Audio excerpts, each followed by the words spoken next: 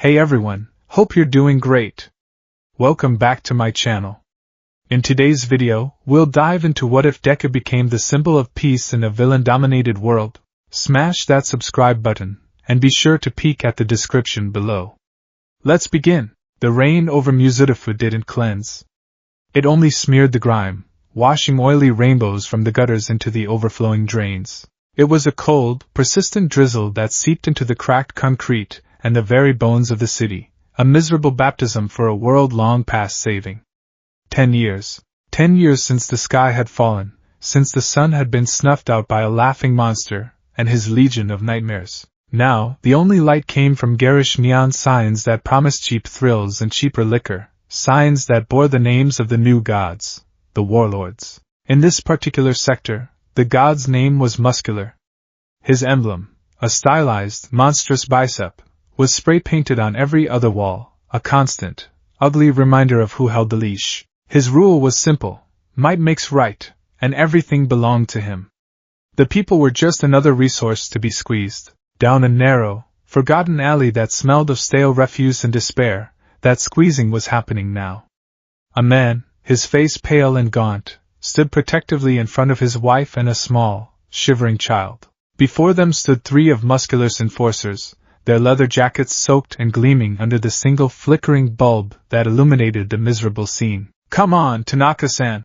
The lead thug sneered, his quirk making the skin on his knuckles ripple like cobblestones. "The warlord is patient, but he ain't a saint. The weekly protection fee is due. It's for your own good, you know? Keeps the real monsters away." He gestured vaguely at the darkness beyond the alley, as if he weren't one of them. We paid last week." The father, Tanaka, stammered, his voice thin. "There was nothing left. My daughter, she's sick. We needed medicine." The cobblestone-knuckled thug chuckled, a low, guttural sound. "That sounds like a you problem. The warlord has expenses. His muscle fibers don't supplement themselves." He took a menacing step forward, cracking his knuckles. The sound was like rocks grinding together. "Now either the yen comes out, or I start taking payment in other ways. That shop of yours looks awfully flammable." The mother clutched her daughter tighter, a sob catching in her throat. The little girl whimpered, burying her face in her mother's coat. This was the texture of life now, casual cruelty, a boot forever hovering over their faces. They had prayed to the heroes once. But the heroes were all dead. Their monuments were rubble, their names were curses whispered in secret. Hope was a fool's currency, and they were bankrupt.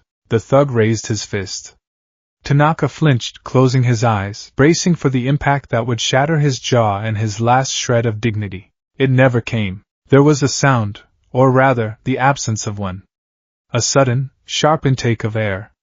A wet, sickening crack.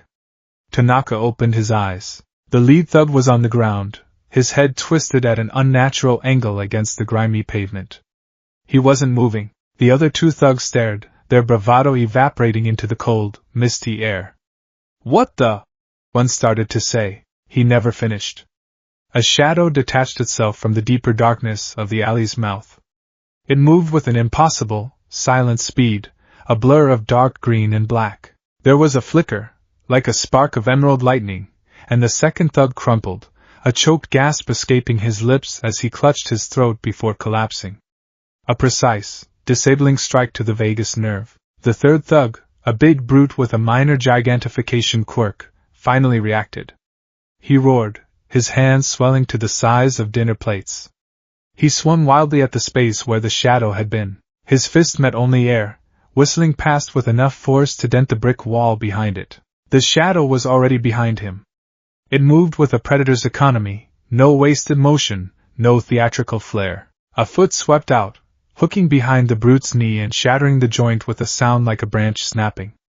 The man screamed, a high, piercing sound of agony as his leg buckled. Before he could fall, a hand clad in a scarred, dark green glove shot out and grabbed the back of his head.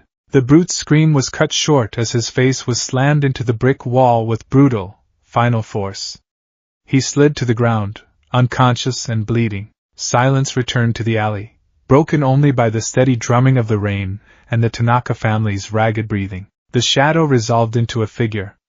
It was a man, lean and wiry, clad in a dark green tactical suit that was a patchwork of repaired fabric and scavenged armor plates. A heavy hood obscured the top half of his face, and the lower half was hidden behind a menacing, custom-built respirator that hissed faintly with each breath. There were no bright colors, no cape, no smile. This was not a hero. This was something else. A ghost. A weapon. He was known only by whispers on the street. The Spark. The Spark ignored the fallen thugs. His gaze, unseen behind the dark visor of his hood, settled on the family. The father held his wife and daughter, trembling, unsure if they had just been saved or if their executioner had merely changed hands. The figure knelt, his movements stiff, and picked up the small, worn satchel of medicine that Tanaka had dropped. He held it out. His voice, when it came, was distorted by the respirator, low and rough, like gravel grinding. Go. Get out of the city if you can. It's not safe here. There was no reassurance in his tone, only a flat statement of fact. The father, swallowing hard, took the medicine. Thank you? He whispered. Who are you? The Spark stood up, his full height still leaving him just shy of imposing. He was built for speed, not brute force. He turned away, already melting back towards the deeper shadows. A memory! The distorted voice echoed back, and then he was gone. Vanished as if he had never been there at all, leaving only 3 broken bodies and a flicker of impossible, terrifying hope in his wake. The Tanaka family stared at the empty space, then at each other, before scrambling away into the relative safety of the rain-slicked streets, not daring to look back. The journey back was a silent pilgrimage through the carcass of a dream. Izuku Midoriya moved through the city like a phantom, sticking to the rooftops and the forgotten, high-up gantries that crisscrossed between the skeletal remains of pre-fall skyscrapers. He was a creature of the high and lonely places, his city a vertical maze of rust and ruin. Below, the new world thrived in its own grotesque way. Holographic advertisements for warlord-sponsored fighting pits flickered across the sides of buildings, showcasing bloody spectacles. Heavily armed patrols of villainous sidekicks, the new law enforcement, marched in lockstep on the wider boulevards. Here and there, he saw the tarnished and defaced statues of the heroes who had once protected the city. Best Jeanist stone form was covered in obscene graffiti. Endeavor's had been pulled down entirely, its bronze head mounted on a spike in the center of a plaza as a warning. And All Might. Izuku forced his gaze away from a massive, tattered banner hanging from a building. It depicted All for One's masked visage, and beneath it, the image of a broken, bloodied All Might at his feet. The caption read, "The age of false symbols is over. Obey." Each glimpse was a fresh twist of the knife in his soul, a reminder of the day the world broke. He was 14. He had been there, in the crowd, watching All Might's final, desperate stand against a man who could steal and wield 1,000 powers. He remembered the blood, the screams, the terrifying, triumphant laughter of All for One as the symbol of peace finally, impossibly, fell. And in the chaos that followed, in the smoke and fire, a dying Tashinori Yagi had found him.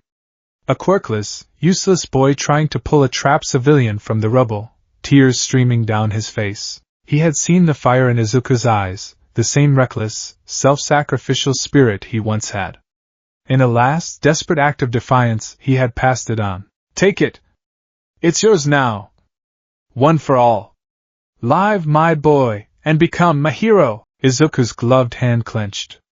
Some hero I turned out to be, he thought, the bitterness of familiar taste in his mouth. He wasn't a hero. He was a survivor.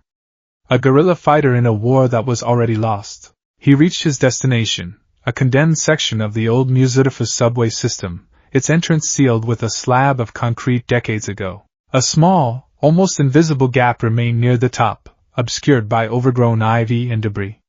With the silent grace of long practice, he slipped through. The air inside was cool and damp, thick with the smell of ozone and old stone. He navigated the dark tunnels by memory, his footsteps echoing in the vast, empty space. Finally, he came to a heavy steel door, part of an old maintenance hub. He unlocked it with a key he had forged himself and stepped inside. This was his sanctuary. His prison. His home. The space was a cavernous junction room, dimly lit by a string of jury-rigged LED lights powered by a bank of scavenged solar batteries. It was meticulously organized, a testament to a mind that craved order in a world of chaos. On one side, a simple cot was neatly made, a threadbare blanket folded at its foot. Beside it was a small, well-stocked medical station, its shelves filled with sterilized needles, sutures, bandages, and potent painkillers stolen from warlord supply caches. The opposite wall was a shrine to a dead world.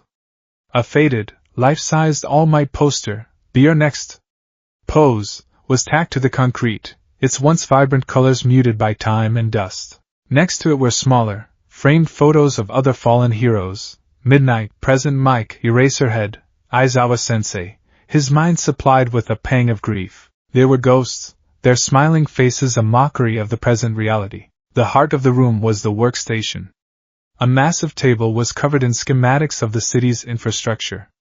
An array of monitors, salvaged and repaired, were linked to a powerful computer terminal. This was his command center, his ear to the ground. From here, he monitored police and villain comms, hacked into security networks, and planned his lonely crusade. And then there were the notebooks. Dozens of them, stacked neatly on a shelf. But these were not the hero analysis for the future notebooks of his youth. The titles were starker now: Warlord Muscular, Quirk Analysis Weaknesses. Kudaigaraki, Known Associates Laboratories. Shigaraki Tamura, Observed Quirk's Psychological Profile. They were the tools of a hunter, filled with grim, meticulous detail. Izuku peeled off his hood and respirator, letting them clatter onto the table. The face they revealed was no longer the soft, round face of a child. It was lean and angular, all sharp lines and shadows. A web of faint white scars traced a map of old wounds across his jawline and cheek, one particularly nasty one bisecting his right eyebrow. His green eyes, once bright with optimism, were now guarded and weary, carrying the weight of the last 10 years. His unruly mop of green hair was shorter now, more practical. He was 24, but he looked older. He stripped off his tactical gloves and jacket, revealing the dark, long-sleeved compression shirt beneath. His body was a tapestry of scars, a testament to a steep and brutal learning curve with one for all. He winced as he rotated his left shoulder. The brute's wild swing had been closer than he'd liked.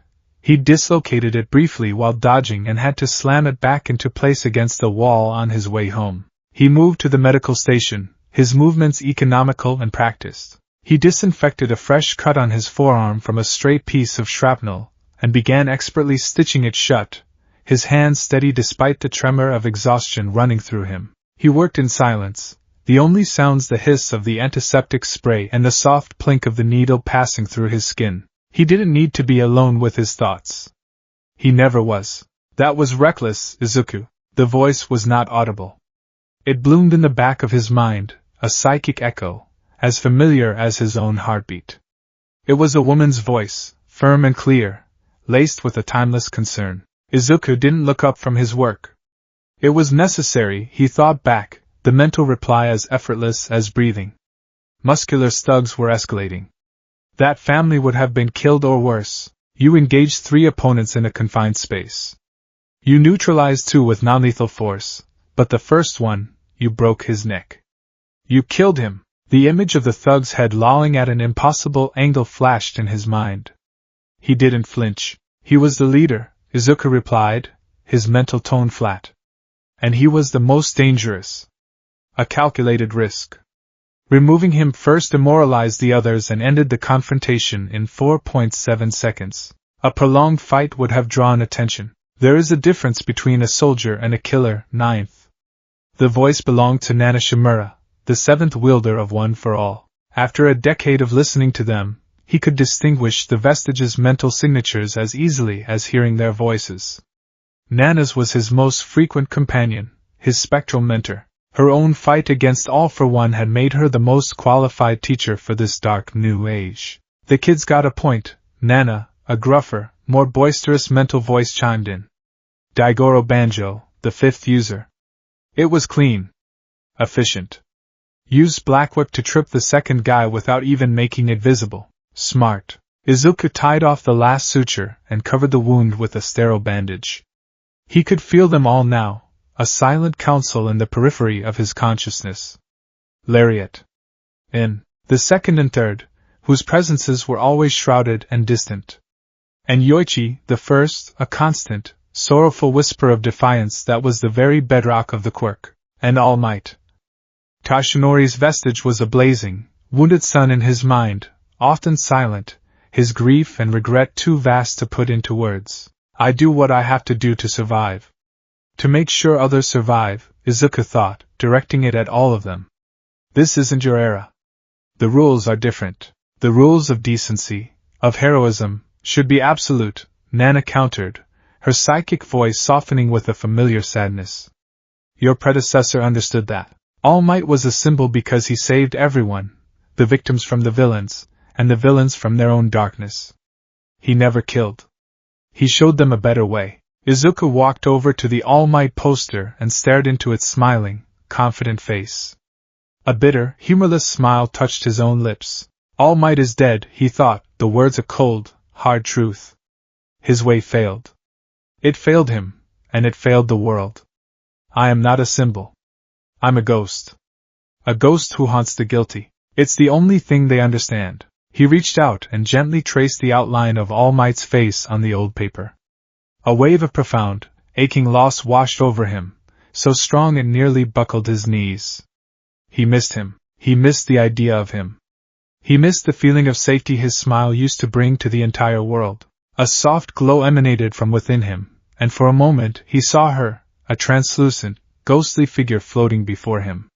Nana Shimura, her dark hair and determined eyes as real as any memory. The vestiges could manifest like this sometimes, when his emotions were high or they had something critical to say. Don't let this world poison the gift, Izuku, she said, her spectral voice filled with pleading. One for all is more than just power. It is a sacred trust. It is the repository of our hope. If you lose your soul to this fight, then all for one has truly won. Izuku closed his eyes. I haven't forgotten, he whispered aloud, his real voice hoarse. I won't. The apparition faded, and he was alone again in the dim, quiet tomb of his own making. He knew they were right to worry. The line he walked was perilously thin. Every time he chose the brutal, efficient path, he felt a small piece of the hopeful boy he used to be flake away like ash. Shaking off the melancholy, he moved to his command center. Duty called. The night was still young, and the city's predators were still hunting. He slipped on a pair of headphones, the cups worn and cracked, and began sifting through the chaotic symphony of the city's underbelly. He listened to encrypted chatter from a dozen different villain gangs, cross-referencing names and locations, building the vast, complex web of the criminal ecosystem in his mind. For an hour, it was routine. A drug deal going down by the docks. A turf squabble between two minor warlord factions. A shipment of black market quirk-enhancing triggers. He logged it all, prioritizing targets, deciding which fires he could put out and which he had to let burn. He was only one man. He couldn't be everywhere. The thought was a constant, grinding frustration. Then, he caught it. It wasn't on any of the usual channels. It was a tightly encrypted, military-grade signal bleeding through on a high-frequency band he usually just used for background noise. His fingers flew across the keyboard, his lethargy forgotten, replaced by a hunter's focus. He ran a decryption algorithm, one he designed himself after studying old Hero Commission security protocols. It was slow, gnawing at the signal's defenses. Convoy route confirmed. Sector Gamma, a digitized voice crackled. Security detail is air level. No deviations. The benefactor's direct orders. The asset must reach the Citadel by 0600. The heir apparent will be overseeing the transit personally. Izuku's blood ran cold. The benefactor. That was the name the highest-ranking villains used for All for One. The unseen puppet master who pulled all the strings. And heir apparent. There was only one person they called that. The final piece of the transmission sliced through the static, chilling him to the core. Acknowledge receipt, Shigaraki-sama.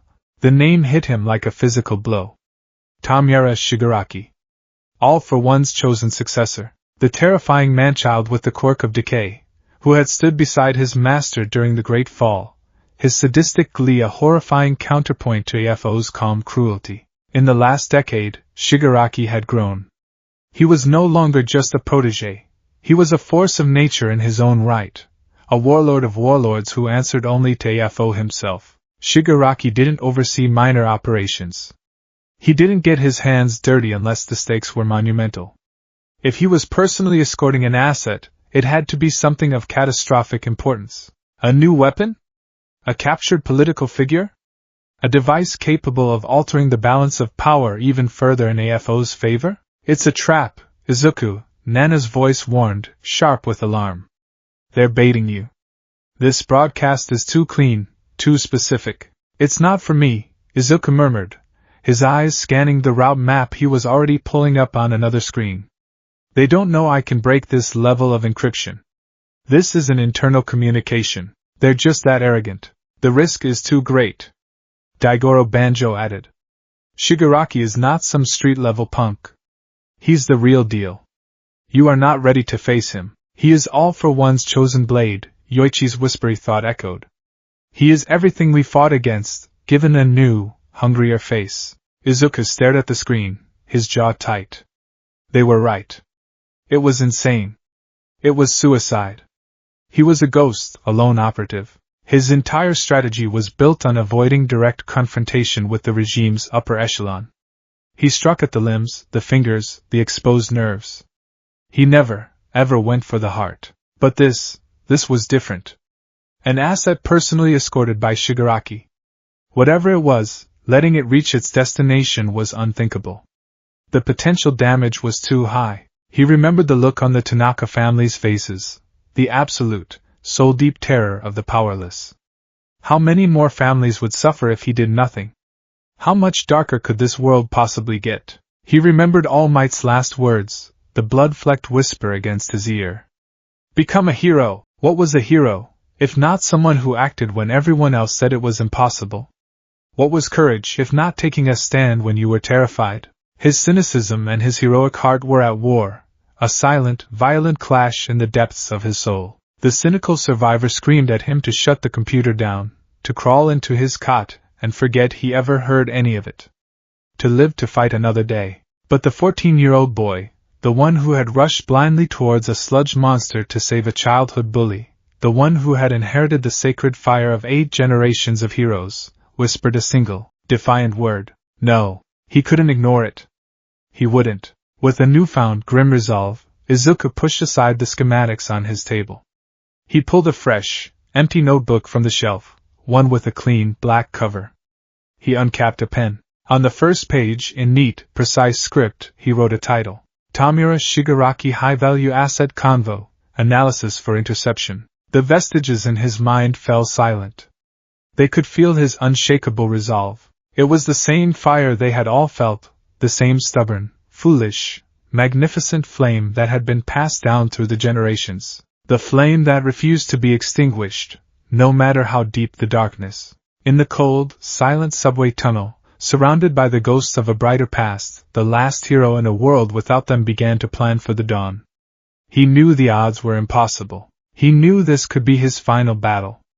But for the first time in a long time, the ghost in the alleys felt less like a memory of what was lost, and more like the beginning of what was to come. He was the spark. And it was time to start a fire. The air in the subway tunnel was stale, a dead man's breath. For 2 days, Izuku Midoriya had barely moved, barely slept. He existed in a state of hyper-focused obsession, fueled by stolen, high-caffeine nutrient paste and the frantic, thrumming energy of one for all buzzing just beneath his skin. The world outside his concrete tomb had faded into an abstraction, replaced by the stark, glowing reality of the data on his screens. The convoy was his entire universe. His main monitor displayed a sprawling, layered map of Muzurifu. The base layer was an old, pre-fall municipal survey map, pristine and orderly. Overlaid on top of it was a chaotic spiderweb of his own making, red lines indicating warlord patrol routes, yellow zones marking known surveillance blind spots, and flickering blue icons representing active comm signals he'd managed to tap. He was painting a portrait of the city's nervous system. The route is optimized for speed and defense, he murmured to himself, his voice a dry rasp in the silence. His finger traced a thick, bloody line snaking through the city. They're avoiding the narrow, older districts. Sticking to the main arteries, the warlord's way they call it now. 4 lanes, clear lines of sight, a sniper's paradise, but also an impossible approach for a ground assault. The path of least resistance is often the most heavily guarded. Nana Shimura's voice echoed in his mind, a familiar presence offering counsel. They are not trying to be subtle. This is a show of force. I know, Izuku thought back, his eyes narrowing as he zoomed in on a key intersection. Look at this. Checkpoint Kilo 7. It's the gateway to the Citadel District. According to their internal schedules, Muscular's forces are ceding temporary control of the checkpoint to a detachment of specialists 2 hours before the convoy arrives. Specialists? Daigoro Banjo's gruff mental signature pulsed with curiosity. You mean AFO's personal guard dogs? Exactly. That means quirk jammers, long-range energy scanners, probably a sensory-type villain with a wide area of effect. They're not just guarding the convoy, they're sanitizing the entire route. He leaned back, the worn chair groaning in protest. He ran a hand through his greasy hair, the exhaustion of physical weight pressing down on him. Every scenario he ran, every simulation he mapped out in his head, ended the same way, with his death. A 40% Delaware smash could punch through the lead vehicle's armor, but the recoil would shatter every bone in his arm and leave him a sitting duck. Black Whip was useless against the armored plating, and Float would just make him a bigger target. He could use Smokescreen to cover an approach, but the sensory villain would likely see right through it. Danger Sense would scream at him from 1,000 different directions at once, rendering it a useless cacophony of white noise. He was fast. He was strong. But he was one man against a mobile fortress. All Might could have stood in the middle of that road and single-handedly stopped it. He would have done it with a smile, the sheer force of his presence enough to make half the guards surrender on the spot. Izuku wasn't All Might.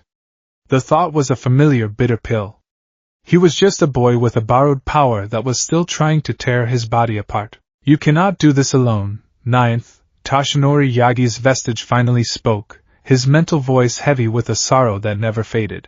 My pride, my insistence on being the solitary pillar, it is what allowed All for One to isolate and destroy me. Do not repeat my mistakes. A symbol cannot stand on a foundation of one. Izuku squeezed his eyes shut. There's no one else, he whispered. There's nothing left. Are you certain? Nana pressed gently. This city is wounded, but it is not dead. 10 years is a long time. Despair breeds complacency, but it can also breed defiance. You only see the wolves because you hunt at their level. Look for the sheep that have learned to bite back. He opened his eyes, staring at the map. She was right. Digital intelligence could only take him so far. He'd been so focused on the enemy's strength that he hadn't considered looking for allies. It seemed like a foolish, optimistic notion, a relic of a bygone era. But he was out of options. He needed eyes on the ground. He needed to see the route for himself, to feel the texture of the battlefield. And maybe, just maybe, he'd find something the satellites and radio waves couldn't show him. With a deep sigh, he pushed himself away from the desk. He strapped on his gear, the familiar weight of the armor plates, and the cold metal of his respirator a grim comfort. He checked the charges on his gauntlets, slid a combat knife into the sheath on his boot, and pulled the hood over his head. The weary analyst receded, and the ghost took his place. I'm going dark, he thought to the vestiges, a final notification before he submerged himself in the hunt. Don't expect contact until I'm back. He slipped out of his hideout and into the perpetual twilight of the city above, a dark green specter against the skyline of broken teeth. The skybridge connecting the skeletal remains of the Toho Tower and the Mitsukoshi Financial Building groaned under his weight, its rusted metal sighing in the wind. From this high perch, 150 meters above the street, Izuku had an unparalleled view of checkpoint Kilo 7. He lay flat on his stomach, a powerful set of binoculars pressed to the visor of his mask. What he saw made the nutrient paste churn in his stomach. It was worse than the intel had suggested. Far worse. The specialists were already in place. He saw at least 24 of them, clad in the sleek, black body armor of AFO's personal guard. They moved with a chilling, disciplined efficiency that spoke of extensive training. He recognized some of their quirks from his files. One woman had eyes that glowed with a faint infrared light, a thermal scanner. A hulking man had what looked like chameleon skin, his form blending almost perfectly with the concrete barricades. And in the center of the checkpoint stood a vehicle that hadn't been on any manifest, a mobile sonic cannon, its large dish pointed down the boulevard, ready to turn anyone in its path into a vibrating pile of bloody jelly. The sheer scale of the operation was overwhelming. This wasn't just security. This was an occupation force. We told you, Nana's voice seeped through his concentration, laced with dread. This is a fortress. Izuku ignored her, his mind racing, cataloging every detail. The placement of the guards, the overlapping fields of fire, the estimated recharge time of the sonic cannon based on its power draw from the nearby grid. His brain was a supercomputer running on desperation, but every calculation led to the same grim conclusion: failure. He felt a cold dread seep into his bones, a feeling he hadn't truly experienced since the first few years of his lonely war. It was the feeling of utter, complete helplessness. He was outmatched, outgunned, and utterly alone. All the power thrumming in his veins was useless if he couldn't even get close. For a long moment, he just lay there, the wind whipping at his hood, the sheer impossibility of his task crushing him. The ghost, the spark, the one-man army, it was all a lie. He was just a kid in over his head, haunted by a legacy he couldn't possibly live up to. Defeated, he began to pull back, sliding into the shadows of the Skybridge's support structure. He would have to abort, retreat to his tunnel and watch on his monitors as Shigaraki's convoy rolled by, carrying God knows what to AFO's citadel, and there was nothing he could do to stop it. The thought was acid in his throat. As he moved along the darkened catwalk on the building's exterior, something below caught his eye. It was away from the main checkpoint, in a derelict commercial area that had been mostly abandoned after the fall. A quiet side street, piled high with debris. It was the kind of place people avoided, but two people were there now. One was a scrawny man in a threadbare coat, clutching a small, heavy-looking bag. The other was a woman, her face hidden by a hood, her posture tense. Izuku's danger sense gave a faint, low hum, not of immediate threat, but of significance. Something about this meeting was important. He raised his binoculars again, focusing on the pair. The man nervously handed the bag to the woman. She took it, and in exchange, passed him a small, sealed packet. Izuku zoomed in. The packet was a sterile medical kit. An expensive one, filled with broad-spectrum antibiotics and coagulants, the kind of supplies villains hoarded for their own. The man scurried away. The woman, instead of leaving, adjusted the heavy bag on her shoulder and looked around, her movements furtive. Then, she did something unexpected. She made a series of quick, subtle hand gestures to the empty air. A flick of the wrist, a tap on the elbow, a sweep of the hand. Izuku froze. He knew those signals. They were old Japan Self-Defense Force tactical signs. Obsolete, but effective for silent communication. Rendezvous point clear. Moving to extraction. Awaiting confirmation. Who was she signaling? And who, in this godforsaken city, was still using JSDF signals? His mission forgotten, a new, intense curiosity took its place. He lowered himself from the catwalk, using the building's fire escape to descend into the alleyways below. He became a shadow again, silent and unseen, his exhaustion burned away by the thrill of the unknown. He followed the woman from the rooftops, keeping a careful distance. She moved with purpose, navigating the labyrinthine streets with a practiced ease, the heavy bag clearly weighing her down. Her path led him to a part of the old market district he'd written off as uninhabitable. The buildings here were crumbling, their windows blown out, their storefronts boarded up. He watched as the woman approached a particularly decrepit-looking establishment. The faded sign above the door read Sato's Quality Meats, its cheerful pig mascot now appealing, grime-covered ghoul. The woman didn't go to the front door. She slipped into the narrow alley beside the shop and disappeared. Izuku waited. 5 minutes. 10. No one came out. He dropped silently into the alley. The back door to the butcher's shop was steel-reinforced, but it was old. He examined the lock, a simple, industrial-grade deadbolt. A novice's work. He pulled a set of tension wrenches and picks from a pouch on his belt. 30 seconds later, the lock clicked open with a soft snick. He pushed the door open a crack and listened.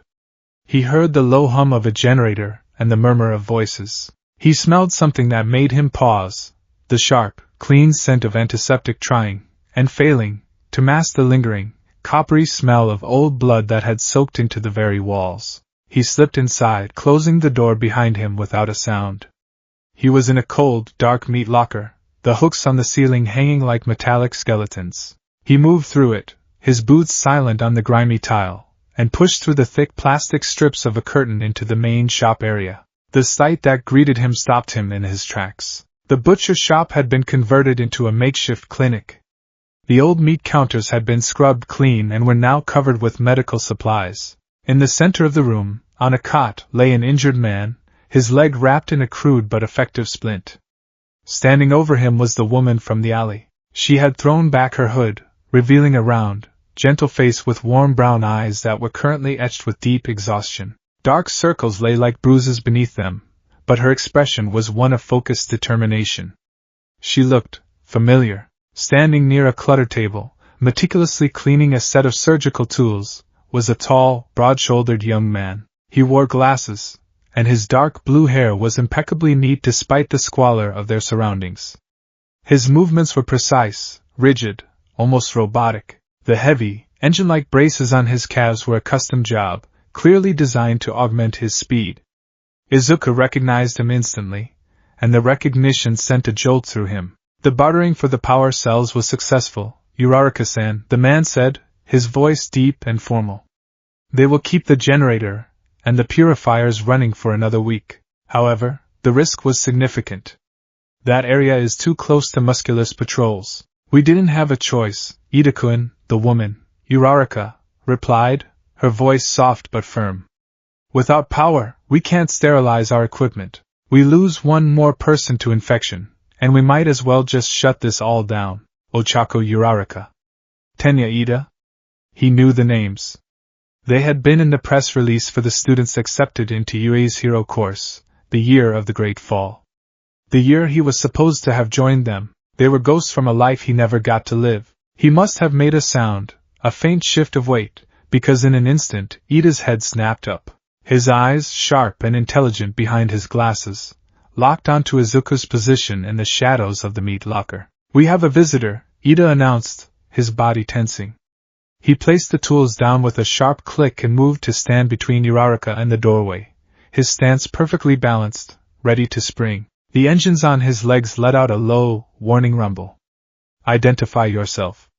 You are in a restricted zone. Izuku stepped out of the darkness and into the dim light of the clinic. He remained silent, his respirator hissing softly, his hooded gaze sweeping over the scene. He saw it all, the half-dozen cots with sick or injured civilians, the meager stockpile of food and water, the desperation clinging to the air like dust. This wasn't a military cell. This was a refugee camp, a field hospital fighting a losing battle. Uraraka gasped, her eyes widening not with fear, but with dawning, shocked recognition. It's you, she whispered, her voice barely audible. The spark. Ida's posture became even more rigid. His family, the famous Ida hero dynasty, had been all but wiped out by AFO's regime. He had no love for rogue elements who operated outside of established rules, even if those rules no longer existed.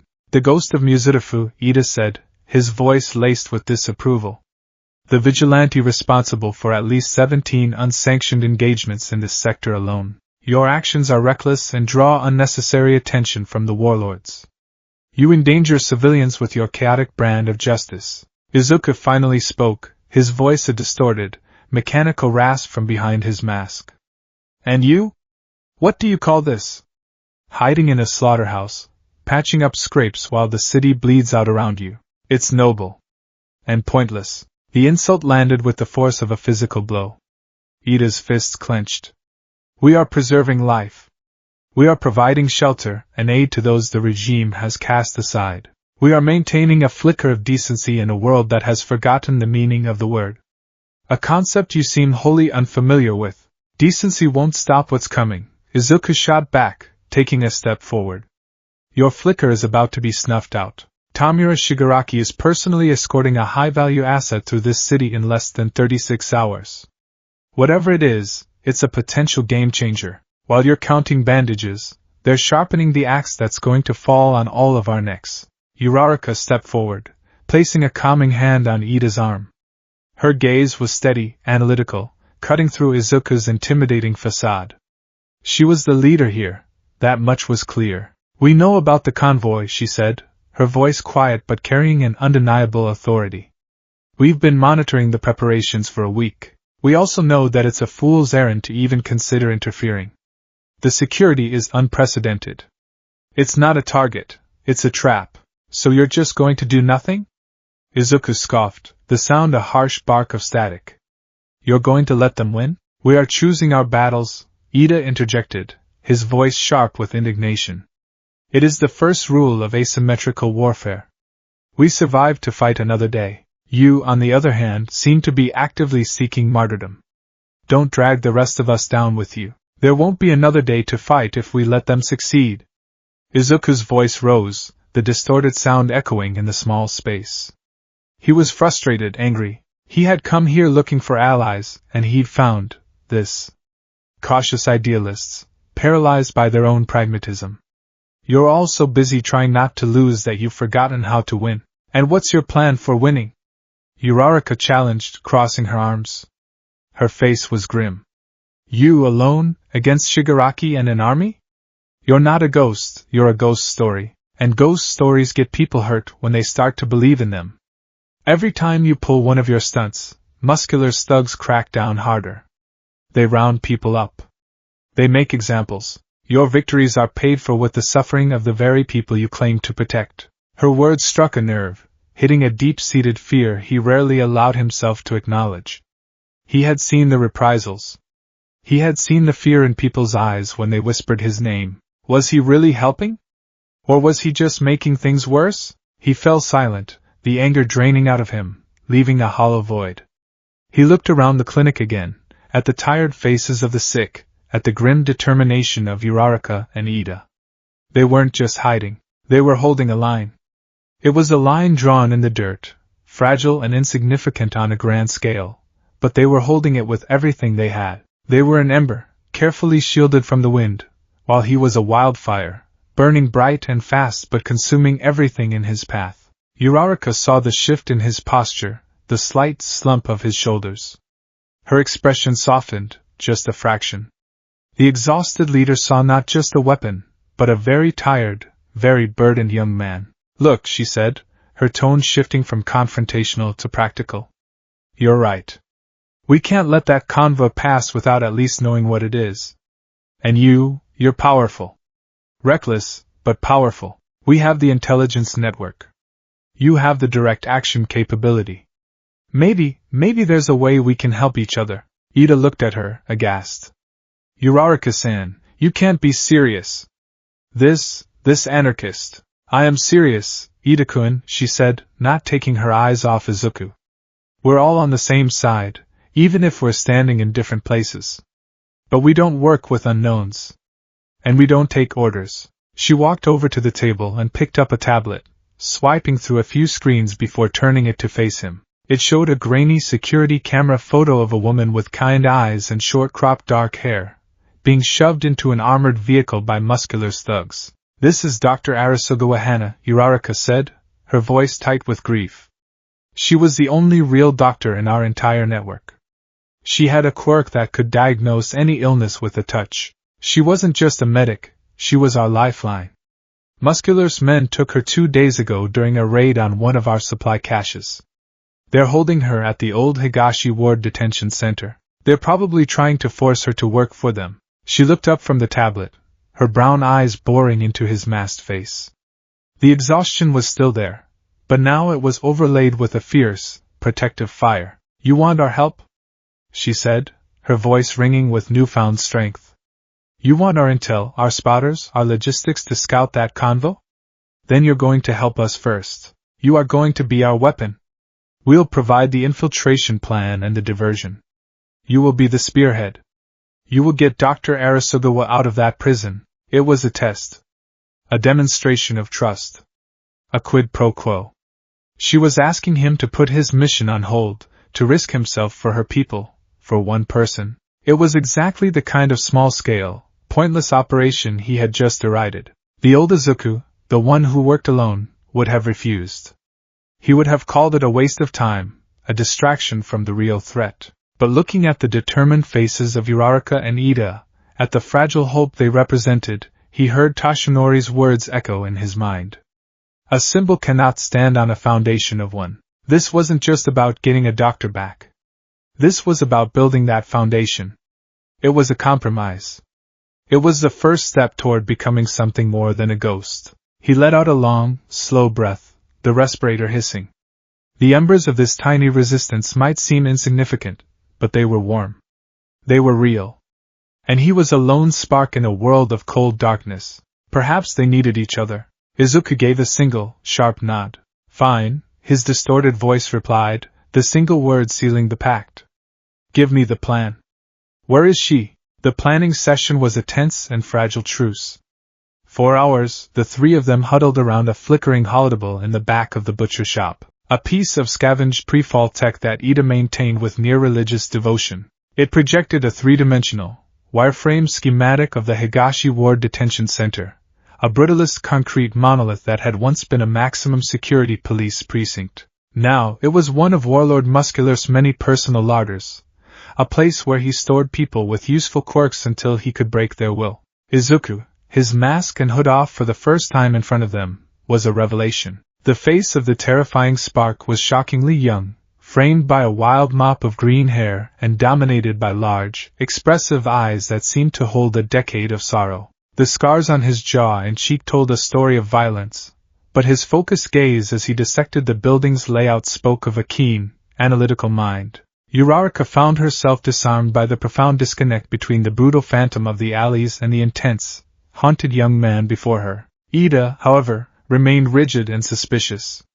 He couldn't reconcile the figure's reputation for chaos with the quiet, methodical intelligence he was now displaying. He treated Izuku like an unexploded bomb, a dangerous tool they were forced to use. The structure is solid ferroconcrete, reinforced with carbon meshing, Ida explained, his finger tracing lines of light on the hologram. He was in his element, a natural strategist. Standard entry points are death traps. The main gate has automated turrets, and the sally port is manned by a crew of at least 6 of Muscular's top enforcers. The walls? Izuku asked, his voice unexpectedly soft without the respirator's distortion. 10 meters high, topped with electrified razor wire, Ida replied dismissively. Unclimbable. Not for me, Uraraka chimed in. She tapped the holodeble, and a new layer of data appeared, a weather projection. There's a storm front moving in tonight. Heavy rain, high winds. It will provide auditory and visual cover. My quirk, zero gravity, will be our key for infiltration. I can make a section of the perimeter wall weightless, allowing us to create a temporary, silent entry point. I'll also be on comms, running point from a lookout position. The weak point is their power grid, Izuku observed, pointing to a conduit schematic. It's old, jury-rigged from the city's main line. A well-placed explosive charge here, he indicated a junction box on the exterior of the building, would cause a system-wide blackout. It would disable the electronic locks on the cell blocks and kill the lights. A full blackout would also disable our primary extraction route and trigger a lockdown protocol that seals the entire facility. Ida countered immediately, his tone sharp. It is an unacceptable risk. We need a more surgical approach. He's right, Uraraka said, mediating. We can't afford a full-scale riot. We need to get in, get Dr. Arasugawa, and get out before they can mount a coordinated response. The plan is this, she looked at Izuku, her expression serious. Ida and my team, 2 of our best scouts, will create a diversion on the east side of the facility. A small, controlled fire. It will draw the bulk of the guards away from the main cell block on the west wing. While they're distracted, Ida continued, picking up the thread, you, Spark, will go in. Uraraka will get you over the wall. You will proceed to cell block C, sublevel 2. That's where they're holding the high-value detainees. Dr. Arasugawa is in cell C207. You retrieve her, and we rendezvous at the predetermined extraction point 2 blocks north. The entire operation, from infiltration to extraction, must be completed in under 15 minutes. Izuku stared at the hologram, absorbing the details, his mind already running through a dozen variables. It was a solid plan. Cautious, precise, and reliant on timing. It was also slow. It left too much to chance, too many moving parts that could fail. His own instincts screamed for a more direct, overwhelming assault, a shock and awe approach that would shatter their command structure before they could react. But this wasn't his operation. It was a test. He had to play by their rules. Understood, he said, the single word in acceptance of their terms. I'll be your spearhead. For a moment, a fragile sense of unity settled over the room. 3 survivors, ghosts of a forgotten future, united by a single, desperate purpose.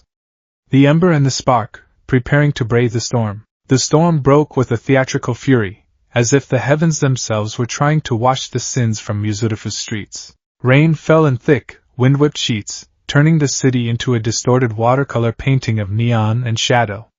It was the perfect cover. Izuku stood with Uraraka and Ida in a derelict alley across from the detention center.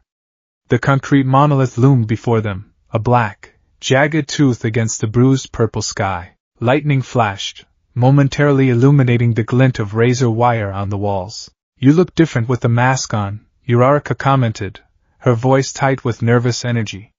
She was dressed in a sleek, dark jumpsuit of her own, designed for mobility. Izuku, once again transformed into the menacing spark, merely grunted in response. The familiar weight of the respirator and hood settled over him, a shield for his identity and his emotions. He was no longer Izuku Midoriya, the reluctant ally. He was the weapon they had pointed at the enemy. All teams, comms check, Ida's voice, crisp and professional, came through their earpieces. Lookout point established. I have eyes on the east wall, Uraraka confirmed from her position on a nearby rooftop. Ready to proceed, Captain? Ida gave her a curt nod, then turned to his 2 scouts, a wiry young man and a woman with sharp, alert eyes. Team Alpha, you know the mission. Create the diversion. Do not engage. Your primary objective is to draw their attention and retreat.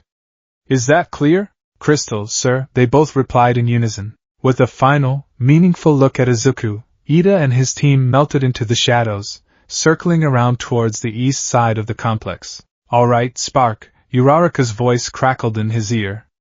It's our turn. The west wall, 50 meters to your left. There's a section with minimal camera coverage.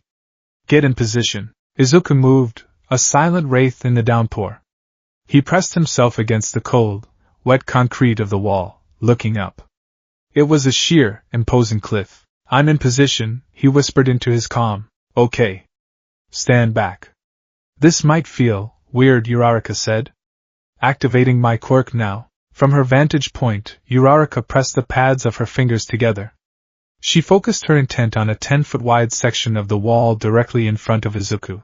A faint, pinkish energy shimmered over the concrete for a second, visible only to her trained eye. Down below, nothing seemed to happen, but the fundamental physics of that section of the wall had been rewritten. Its mass, its connection to the earth, had been severed. It's done, she said. The wall is weightless. Go. Izuku took a deep breath, channeling a minuscule, controlled thread of one for all into his legs. He sprang upwards. Instead of meeting an immovable object, his gloved hands found purchase on the concrete, and with a push, the entire 10-foot section swung inwards like a massive, silent door, pivoting on the earthbound sections beside it. He slipped through the gap into the prison yard, the displaced concrete slab swinging back into place behind him with a soft thump. He was in. The first phase was a success. Diversion team, go, Ida's voice commanded over the comms. Seconds later, a bright orange blossom of fire erupted on the far side of the prison, followed by the loud, percussive bang of a concussive grenade. Shouts and alarms echoed through the compound. Floodlights swept across the yard, their beams cutting through the thick rain. As predicted, the guards stationed on the west side started running towards the commotion on the east. The way is clear, Spark, Uraraka urged. Cell Block C is the westernmost building. Go now. Izuku didn't need to be told twice.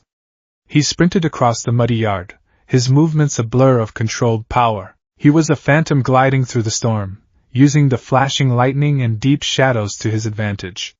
He reached the entrance to cell block C, a heavy steel door with a keypad lock. He didn't have the code. He didn't need it. He drew his arm back, green lightning crackling around his fist. He wasn't aiming for the door itself, but for the locking mechanism set into the concrete frame. One for all, 5%. Detroit smash. The impact was a focused, contained explosion of force. It wasn't loud, more of a deep, resonant thump that was lost in a crack of thunder. The concrete around the lock pulverized, and the steel bolt sheared in two. The door swung open. He stepped inside, into a hallway lit by emergency red lighting. The air was cold and smelled of disinfectant and human misery. His danger sense hummed, a low-level thrum of generalized threat, but nothing immediate. He moved down the corridor, his boots silent on the linoleum floor, a predator in a cage. He found the stairwell and descended, deeper into the earth. Sublevel 2 was even colder, the silence more profound. This was where Muscular kept his prizes. He passed cells with reinforced plexiglass, catching glimpses of the prisoners within, men and women with vacant eyes slumped on their cots, their spirits long since broken. He checked the numbers on the doors. C201, C203, C205. He was close. And then, everything went wrong. A massive, deafening explosion ripped through the facility from the east wing. It was far bigger than the small, controlled fire Ida had planned. The ground shook violently, and the emergency lights flickered and died, plunging the corridor into absolute blackness. A new, more frantic series of alarms blared to life. The lockdown siren. Heavy steel shutters began slamming down over the cell doors and at the end of the corridor. What was that? Izuku hissed into his calm. That wasn't the plan. I don't know. Uraraka's voice was panicked. Ida, report. What's happening? There was only static. Ida? Team Alpha, do you copy? More static. Then, a new voice cut through the channel, a voice Izuku knew with a sickening, primal familiarity. It was a rough, arrogant snarl, laced with sadistic glee. Well. Looks like the extras are trying to throw a party. And they didn't even invite me. How rude. Izuku froze, his blood turning to ice. No. It can't be. Who is this? Uraraka demanded over the comms. Identify yourself. A cackle answered her, loud and manic. You don't get to ask the questions, round face. Just tell your little Icarus wannabe that I'm taking over this shithole. And if your Boy Scout boyfriend is lucky, I'll leave enough of him to identify. The voice clicked off, leaving a horrifying silence in its wake. Izuku's mind raced, connecting the dots with cold, terrifying clarity. The explosion. The arrogant, familiar voice. The sheer, unadulterated chaos. There was only one person it could be, an unstable, unpredictable element that had just been thrown into their carefully constructed plan, shattering it to pieces. Katsuki Bakugo. In this broken world, Bakugo had become a legend of a different sort. He had refused to kneel, refused to serve, and refused to die. He'd fought his way out of the subjugation camps, carving out a bloody reputation as a one-man army. He wasn't a hero. He lacked the compassion. He wasn't a villain. He lacked the ambition to rule. He was a force of nature, a rogue agent fueled by pure, undiluted rage and a burning hatred for all for one's new world order. He operated out of a small, heavily fortified neutral zone he'd established in the industrial sector, a place where no warlord dared to tread. And he did whatever the hell he wanted. And apparently, tonight he wanted to blow up the Higashi Ward Detention Center. Uraraka, listen to me, Izuku said, his voice deadly calm. Get out. Get your people and fall back to the rally point. Now. This mission is compromised. I'm not leaving you or Ida. She protested, her voice shaking. That's an order.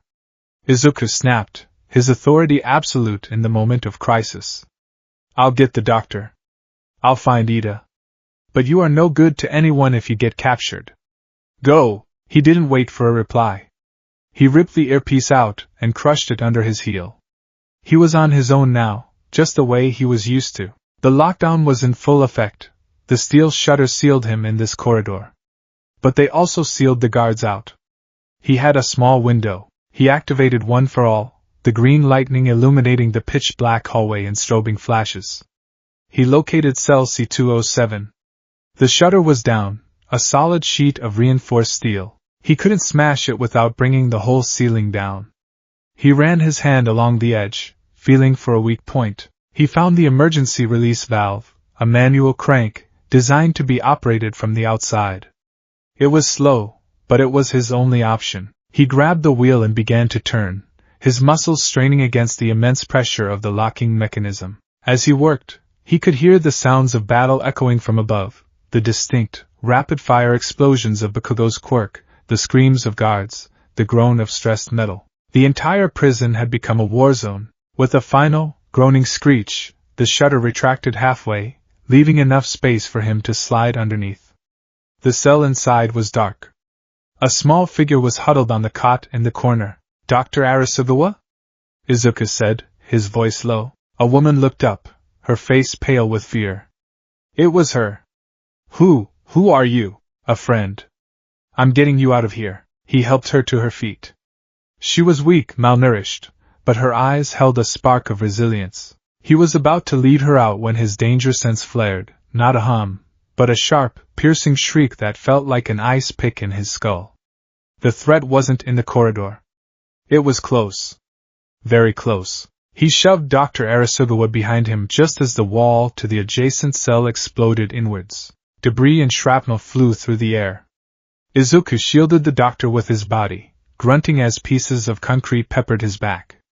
Through the dust and smoke, a figure stepped through the newly created hole. He was taller than Izuku remembered, his frame broader, honed by a decade of constant battle. He wore rugged, military-style pants and a black tank top that showed off his powerful, corded muscles. His spiky ash-blonde hair was still as untamed as ever, and his crimson eyes burned with a feral, manic light. On his arms were a pair of massive, upgraded gauntlets, far more menacing than the ones he'd designed at UA. "So," Katsuki Bakugo snarled, a savage grin spreading across his face as he took in Izuku's distinctive gear. The little green ghost decided to show his face. "I knew I smelled a damn rat in here." "Bakugo," Izuku said, his voice flat, his stance shifting into a defensive crouch. "What are you doing here? What does it look like I'm doing, you damn nerd?" Bakugo spat, pointing a thumb back at the hole he just made. "I'm redecorating. And I was in the middle of a private party when you and your goody-two-shoes brigade tripped all the alarms. I heard Muscular was storing a new shipment of high-explosive quirk triggers in the armory here. Came to do some shopping. Their childhood rivalry, the complex tapestry of admiration, fear, and resentment, felt like a lifetime ago. But the animosity was still there, twisted and warped by the harsh realities of this new world. You've compromised a critical resistance operation," Izuku said, his voice cold. Bakugo laughed, a harsh, ugly sound. "Resistance operation? You mean you and a couple of crybabies playing hero? Don't make me laugh. There is no resistance. There's only survivors and prey. You're still playing make-believe in a world that burned down around you." He took a step forward, his gauntlets sparking. "You think hiding in the shadows and spooking a few thugs makes you a hero? You're just a coward, Deku. Always have been." The old, hated nickname hit Izuku with the force of a physical blow. A surge of hot, familiar anger rose in his chest, momentarily drowning out his cold, calculated focus. "And what are you, Kakin?" Izuku shot back, the names slipping out, tasting like ash on his tongue. "A scavenger? A thief? You're no better than the villains you claim to hate. You're just another selfish monster, tearing things down for your own gain." Bakugo's grin vanished, replaced by a mask of pure fury. "I survive!" he roared, slamming a gauntlet fist against the remaining wall, cracking the concrete. "I fight, I win, and I take what I need to keep fighting. I don't kneel to anyone. That's more than you can say, you damn ghost. You're so afraid of losing, you don't even have the guts to show your real face." He lunged. The fight was an explosion of sound and violence contained within the tiny cell. Bakugo didn't hold back, his hands erupting with powerful, targeted blasts. He was faster, more brutal than Izuku had ever seen him. His movements weren't just rage anymore, they were honed by a decade of life-or-death combat. He was a master of his quirk, a virtuoso of destruction. Izuku was forced onto the defensive, using a controlled 8% of one for all just to keep up. He deflected, dodged, and parried, his movements economical and precise. It was a clash of two opposing philosophies. Bakugo was a raging inferno, all-overwhelming offense. Izuku was a focused storm, all calculated defense and counterattack. Green and orange lightning filled the small room. "Fight me, you useless nerd!" Bakugo screamed, unleashing a blinding stun grenade blast. Izuku, anticipating it through a spike in his danger sense, had already squeezed his eyes shut and moved, using the flash as cover. He shot out a tendril of black whip, wrapping it around Bakugo's ankle and yanking. The blonde warrior was caught off guard for a split second, but his combat instincts were phenomenal. As he fell, he twisted in midair, firing a blast at the floor to propel himself forward, turning his fall into a savage, spinning attack. AP shot, autocannon, a hail of focused, armor-piercing blasts shot towards Izuku. He was forced to release his black whip and throw himself to the side, the volley of explosions chewing up the wall where he'd been standing. "Is that all you've got?" Bakugo snarled, landing gracefully. "A little parlor trick you stole from some dead hero? Enough!" Izuku roared, his patience finally snapping. He wasn't just fighting Bakugo, he was fighting the clock. The guards would be regrouping. He had to end this. He channeled more power, pushing to 15%. The air crackled around him. He met Bakugo's next charge head-on. Their fists collided, Izuku's raw power against Bakugo's explosive force. The shockwave blew out the last of the plexiglass in the cell and sent Dr. Arasugawa stumbling back against the wall. For a moment, they were locked in a stalemate, gritting their teeth, glaring at each other over their clenched fists. In Bakugo's crimson eyes, Izuku saw a maelstrom of rage, pride, and something else, a deep, buried frustration. A hatred for his own weakness on the day the world ended. In Izuku's green eyes, Bakugo saw a cold, hard resolve he'd never seen before, a weariness that went bone deep, but beneath it, an unquenchable, infuriating fire. "You're in my way," Izuku growled. "You were always in my way," Bakugo spat back. Suddenly, the sound of heavy, running footsteps echoed down the corridor. A squad of muscular elite guards, armed with high-tech riot gear, was closing in. Their moment of conflict was broken by the arrival of a common enemy. They both seemed to realize it at the same time. They couldn't afford to fight each other right now. Bakugo broke the stalemate first, pushing off Izuku and spinning around. "Out of my way, Deku! These bastards are mine!" he roared, firing a massive blast down the hallway that sent the lead guards flying. Izuku didn't waste the opportunity. He grabbed Dr. Arasugawa. "We're leaving. Now," he half-dragged, half-carried her out of the ruined cell. The corridor was chaos. Bakugo was a one-man wrecking crew, a whirlwind of explosions and furious battle cries, single-handedly holding off the entire squad of guards. He wasn't just fighting them, he was dismantling them with brutal efficiency. In a strange, unspoken way, their conflict had inadvertently created the perfect escape route. Bakugo was the ultimate diversion. As Izuku hauled the doctor towards the stairs, he risked a glance back. He saw Bakugo take a hit from a guard's electrified stun baton, grunting in pain. Before the guard could press the attack, a tendril of black energy shot from the shadows, wrapped around the guard's weapon, and yanked it away. Bakugo glanced over his shoulder, his eyes widening in momentary surprise. He saw Izuku at the far end of the hall, his hand outstretched, before he vanished up the stairs. Bakugo let out a gruff tch, before turning back to his fight with renewed vigor. The mission, against all odds, was a success. Izuku found a miraculously alive, albeit bruised and battered, Ida and his scouts pinned down near the east gate. Bakugo's rampage had drawn the attention of every guard in the facility, allowing them to regroup. Together, they fought their way out into the storm, melting back into the city's welcoming darkness. Back in the relative safety of the butcher shop clinic, the aftermath was a mix of relief and recrimination. Dr. Arasugawa was safe, tended to by a tearfully grateful Uraraka. Ida, his armor dented and his pride wounded, stood stiffly before Izuku. Your methods are unorthodox, Ida said, the closest he could come to an apology. But effective. You upheld your end of the bargain. We are in your debt. Forget the debt, Izuku said, his voice tired. He was looking at a small tracker he'd managed to plant on Bakugo during their clash, a tiny device hidden in a smear of mud on his gauntlet. The signal was already heading back towards the industrial sector. Just give me everything you have on that convo. The clock is ticking. The alliance was fragile, forged in fire and chaos. It was built on a foundation of compromise and mistrust. But it was a foundation nonetheless. As Uraraka helped Dr. Arisugawa sip a cup of warm water, and Ida began pulling up the convoy intel, Izuku knew one thing for certain. The world had just gotten a lot more complicated, and the volatile, unstable element named Katsuki Bakugo was a piece on the board he could no longer afford to ignore. The quiet relief that had settled over the butcher shop clinic was short-lived, a fragile truce against the encroaching darkness. Dr. Arisugawa's safe return had bolstered the morale of Uraraka's small resistance, a tangible victory in a war defined by losses.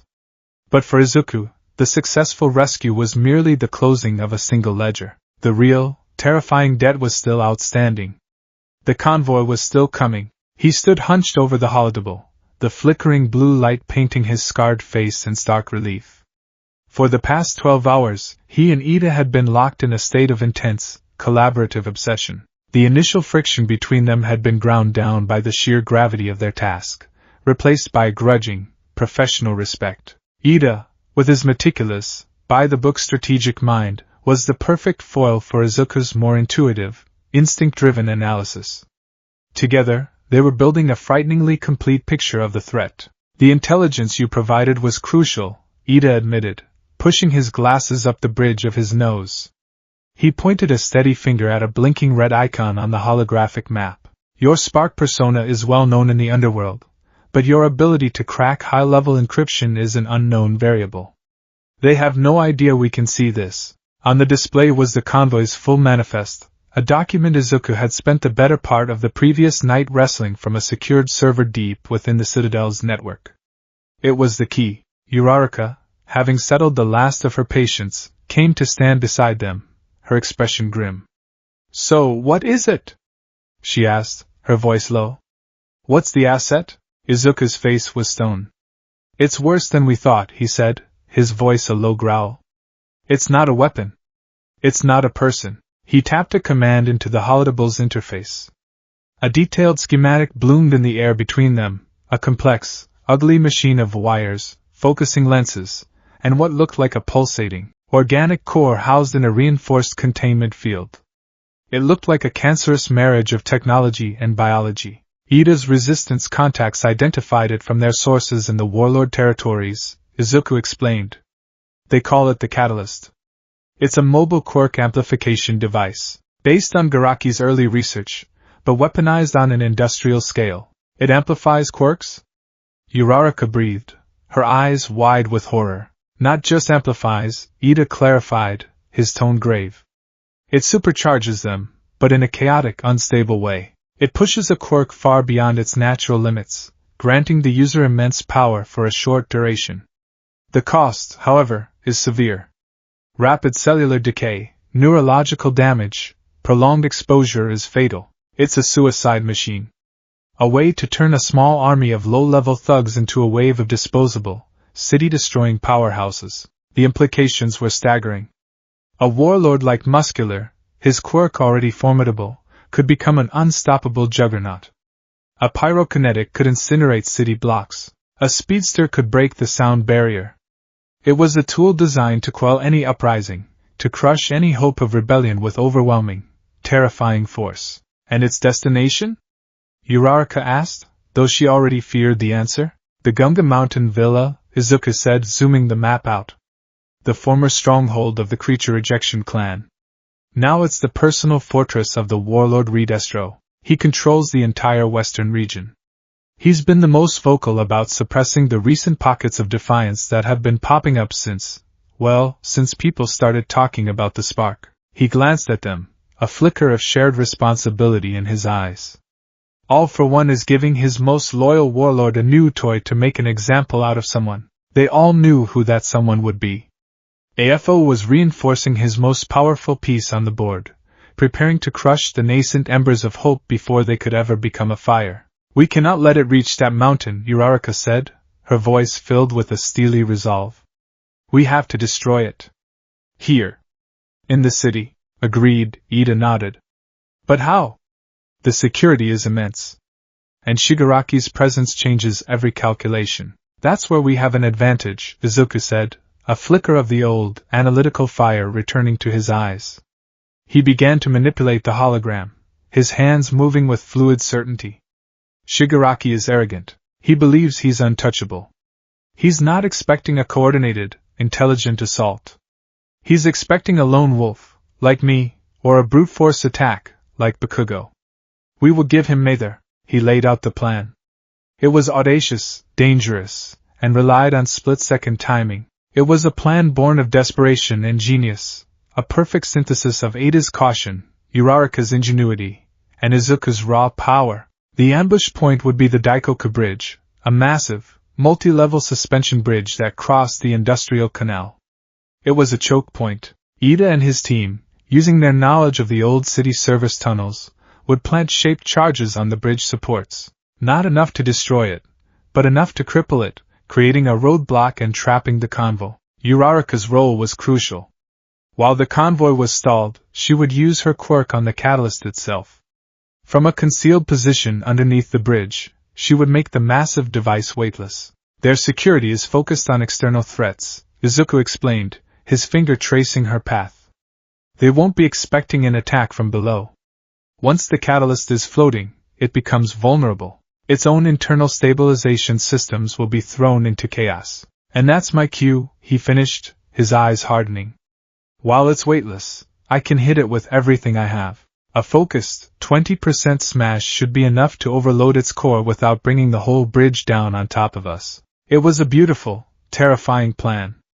A delicate dance of destruction. It is plausible, Ida conceded, his mind already running through the logistics and potential failure points. The risk of civilian casualties is minimal in that industrial zone at night, but the margin for error is non-existent. It's the only chance we have, Uraraka said, looking at Izuku.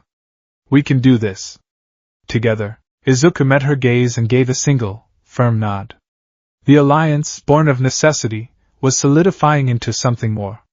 For the first time in a decade, he wasn't just a ghost fighting alone in the dark. He was part of a team.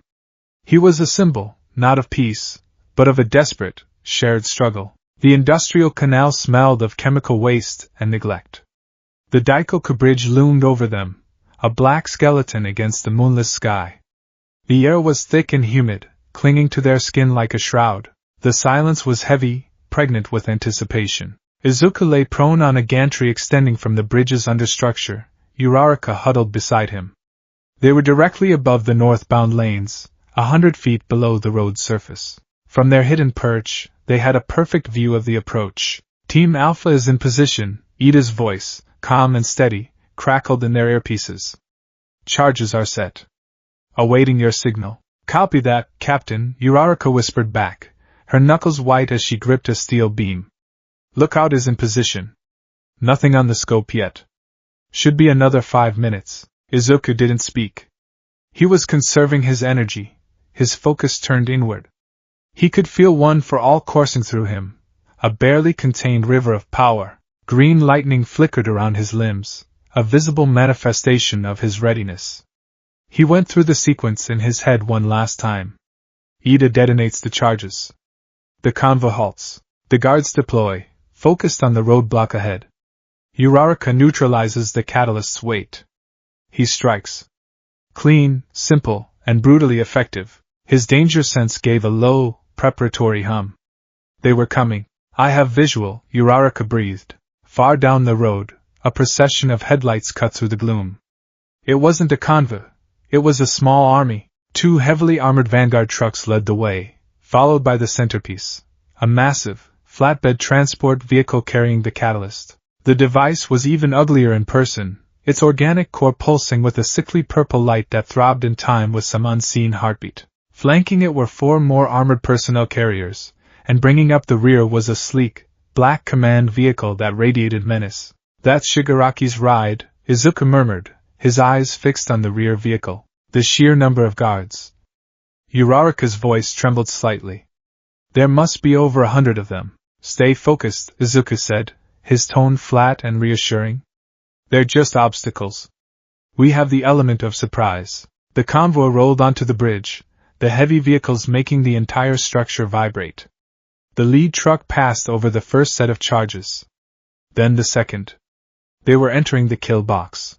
"Ida," Izuku said, his voice cold as steel. "Now," acknowledged Ida replied. "Executing." A series of muffled, concussive booms echoed from the far end of the bridge. They weren't massive explosions, but deep, bone-jarring thuds. The road surface ahead of the convoy buckled and split. A huge section of the asphalt collapsed, creating an impassable crater and twisting the support cables into a tangled mess of steel. The convoy screeched to a halt, the sound of protesting metal and rubber echoing across the canal. As predicted, the doors of the APCs burst open and dozens of AFO's black-clad soldiers swarmed out, their weapons raised, their attention fixed entirely on the roadblock ahead. They formed a defensive perimeter around the catalyst, creating a wall of bodies and firepower. "They're stalled," Uraraka exclaimed. "It worked." "Your turn," Izuku said, not taking his eyes off the target. Uraraka crawled to the edge of the gantry, peering through the metal grating at the transport vehicle directly below.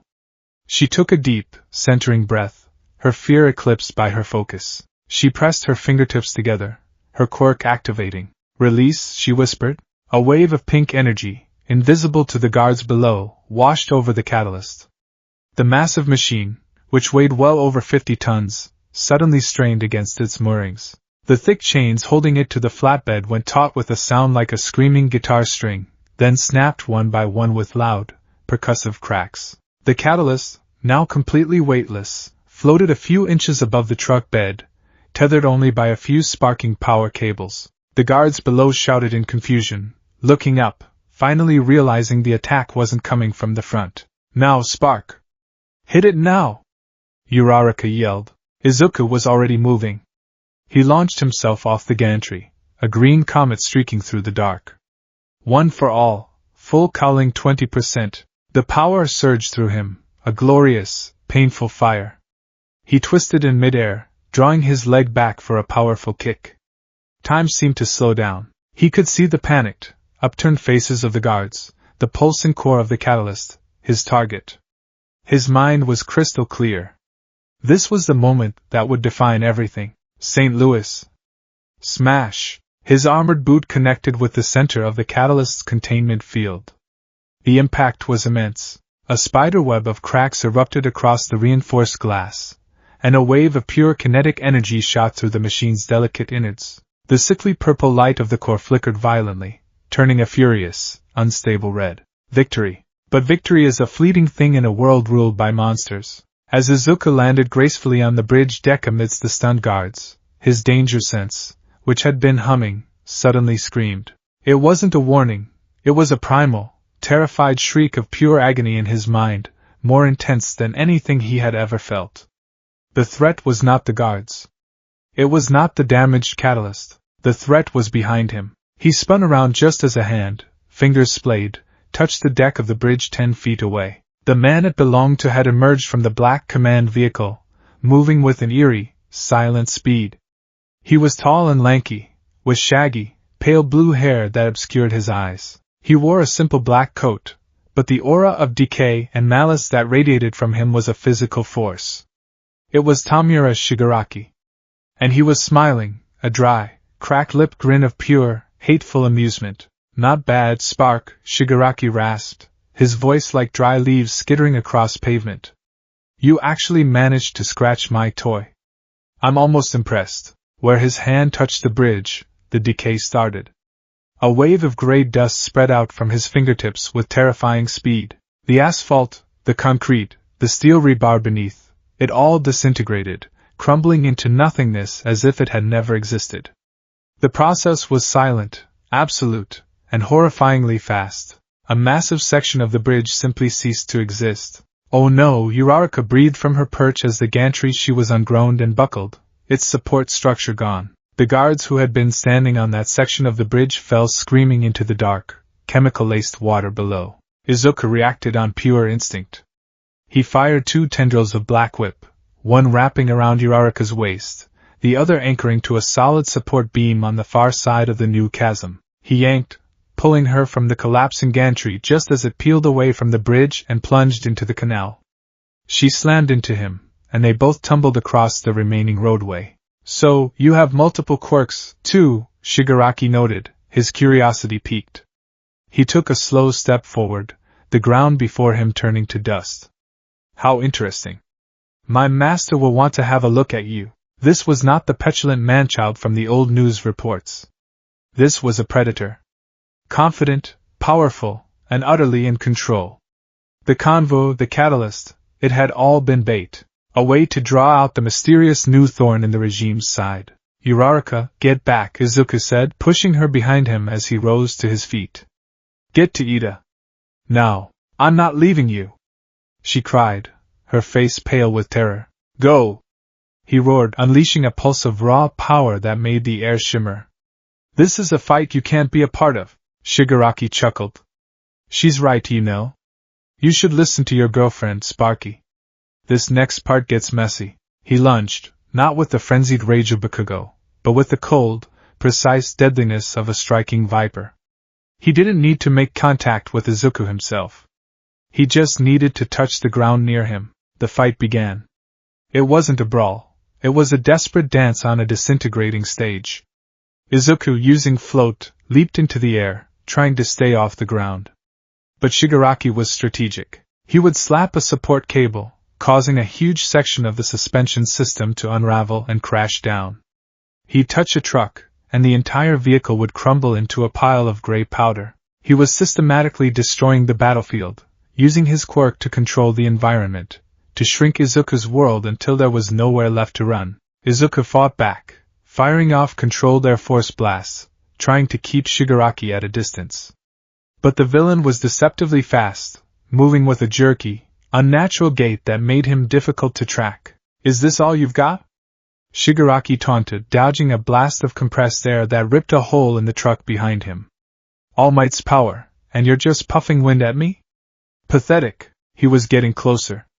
Izuku could feel the oppressive aura of decay, a tangible coldness that seemed to suck the life out of the air. His danger sense was a constant, high-pitched scream, warning him of every surface Shigaraki was about to touch. From the edge of the conflict, Uraraka watched in horror. She saw Ida and his scouts appear on the far side of the chasm, their faces masks of disbelief. They were too far away, completely cut off. Ida saw it too. He saw Izuku being cornered, forced back towards the damaged, sparking catalyst. He saw Shigaraki preparing for a final, decisive move, and he saw the look of absolute desperation in Izuku's eyes. He made a choice. Uraraka, get ready to catch me.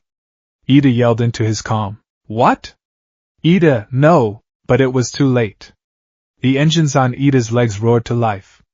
Recipro burst. He shot forward, a blue and silver blur, launching himself across the massive chasm. It was an impossible jump, a suicidal leap of faith. He was aiming for Shigaraki, trying to deliver a powerful kick to knock him off balance, to give Izuku an opening. Shigaraki saw him coming. He didn't even seem surprised. He simply shifted his target. A brave little hero, he sneered, his hand darting out. Let's see how fast you are when you can't run. His fingers brushed against Ida's leg mid-flight. Ida screamed. It was a sound of pure, unadulterated agony. The armor on his leg, the custom-built engines, the flesh and bone beneath, it all started to crumble, flaking away into dust. He crashed to the bridge deck, clutching the ruined, disintegrating stump of his limb, his body convulsing in shock and pain. Ida! Uraraka shrieked, her voice breaking. Izuku saw red. The sight of his new friend, his new comrade, writhing in agony, broke through his fear, his caution, his control. A wave of pure, incandescent rage washed over him. The vestiges in his mind roared in unison, a chorus of shared fury. He had a choice. A terrible, split-second choice. On one side, the damaged catalyst, the key to AFO's plans. On the other, his friend, his ally, bleeding out on the broken bridge. The ghost, the pragmatic survivor, would have chosen the mission. Destroy the asset? The needs of the many. But All Might's dying words echoed in his soul. Become a hero, and a hero saves people. He made his choice. Abandoning the catalyst, he shot towards Ida, a streak of emerald fury. He reached his friend's side, scooped him up in his arms, and leaped away just as Shigaraki's hand slapped the spot where Ida's head had been. TCH. A sentimental fool, Shigaraki scoffed, turning his attention back to the prize. Just like the last one. He walked calmly towards the damaged catalyst, which was now leaking a volatile, red energy. Oh well. It's a little scratched, but Master is very good at fixing things. He placed a hand on the machine, not to destroy it, but to anchor it. The black-clad soldiers, having recovered from the initial shock, surrounded him, their weapons trained on Izuku. The remaining vehicles started their engines. Izuku stood on the far side of the ruined bridge, Ida cradled in his arms, Uraraka rushing to their side to apply a makeshift tourniquet. He watched, helpless, as Shigaraki's forces secured their damaged prize. He watched as the heir apparent gave him one last, mocking smile before disappearing into his command vehicle. He watched as the convoy reversed course, retreating back into the city's dark heart, taking the catalyst with them. He had saved his friend. But he had failed the mission. The bridge was a ruin. The resistance was broken. And Izuku was left with a screaming, wounded ally, a crushing sense of defeat, and the cold, horrifying certainty that he had just faced the hand of the benefactor himself, and had been found wanting.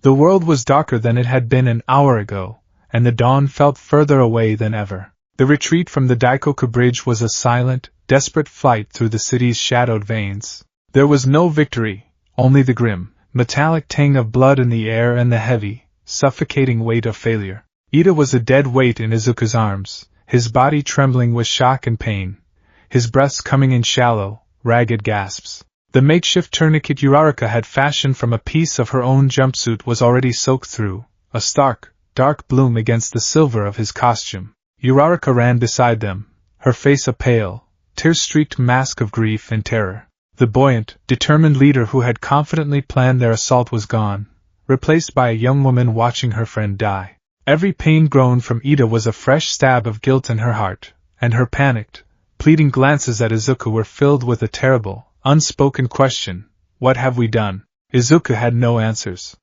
His mind, usually a whirlwind of analysis and strategy, was a hollow, echoing chamber of self-recrimination. Shigaraki's mocking, triumphant face was burned onto the back of his eyelids. The sight of Ida's leg disintegrating into dust played on a torturous loop. He had faced the true enemy, the heir of despair, and had been completely, utterly outmaneuvered. The power of one for all, the legacy of 8 heroes, had felt like a child's toy against the absolute, nihilistic horror of decay. He had saved Ida, yes. But the cost of that choice was a living, breathing monster in his mind. The catalyst was still out there. Shigaraki had it. AFO had it. And the next time they saw it, it would be used to drown the world in fire and blood, a tide of destruction that he, Izuku Midoriya, had failed to stop. The weight of that failure was a physical thing, more crushing than any burden he had ever carried. They burst back into the butcher shop clinic like specters from a nightmare, their chaotic entry silencing the low murmurs of the sheltered sick and wounded. The sight of Ada, bleeding and unconscious, sent a fresh wave of panic through the small community. Clear a table. Now! Dr. Arasugawa commanded, her voice cutting through the fear with the sharp authority of a seasoned surgeon. The ordeal of her own capture seemed to have forged her into something harder, more resilient. Get me plasma, saline, and a full surgical kit. Someone get his vitals.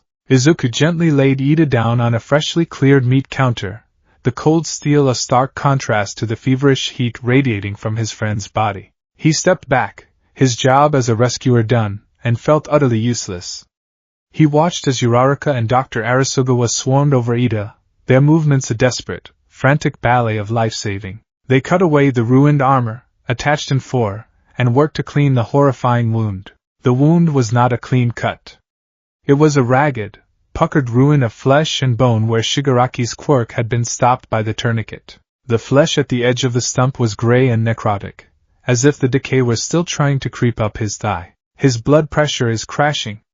Someone yelled. The decay is still active on a cellular level. It's causing systemic shock. Dr. Arasugawa diagnosed, her face grim. I need a debriding scalpel. We have to cut away all the affected tissue or we'll lose him to sepsis. Izuku couldn't watch anymore. He turned away, the clinical, panicked words blurring into a meaningless drone. He felt the eyes of the other resistance members on him. There was no admiration in their gazes, no gratitude for the return of their leader. There was only fear, and a cold, burgeoning resentment. He was the spark, the catalyst for this disaster. He had brought the wrath of Shigaraki down upon them. He stumbled out of the main room, back into the cloying darkness of the meat locker, and slid down the cold, greasy wall until he was sitting on the floor. He pulled his knees to his chest, wrapping his arms around them, a defensive posture he hadn't taken since he was a child. He was no longer the spark, the ghost of Muzurifu. He was just Izuku Midoriya, a 24-year-old man who had led his friends into a catastrophe. He pulled off his respirator and hood, dropping them to the floor with a clatter. He buried his face in his hands, the smell of cordite and Ida's blood clinging to his gloves. The silence in his own head was the worst part. The vestiges, usually a constant chorus of advice and support, were utterly, terrifyingly quiet. It was as if his failure was so complete, so absolute, that it had stunned even the dead into silence. He didn't know how long he sat there, lost in the gray, featureless landscape of his own despair. It could have been minutes or hours. Time had lost its meaning. The only reality was the rhythmic, agonizing beat of his own heart, each thump a fresh accusation. You failed. You failed. You failed. Eventually, the plastic curtain leading to the main room was pushed aside. Uraraka stood there, her form silhouetted by the dim light behind her. Her face was pale and drawn, her eyes red-rimmed and swollen from crying, but her tears had dried, leaving behind a brittle, cold anger. He's stable, she said, her voice flat, devoid of any emotion. Dr. Arasugawa had to amputate another 4 inches of his leg to stop the decay. He's lost a lot of blood. He's alive. For now. Izuku couldn't bring himself to look at her. He just stared at the grimy floor. I'm sorry, he whispered, the words tasting like ash. Sorry? Uraraka's voice was sharp, a shard of glass. Are you sorry that you pushed us into this? That you convinced us your reckless plan was the only way? Are you sorry that Tenya may never walk again, let alone run? His quirk, his family's legacy, it was everything to him. And now it's gone. Because of you. Each word was a perfectly aimed blow, striking at the core of his guilt. He flinched, but he didn't deny it. He couldn't.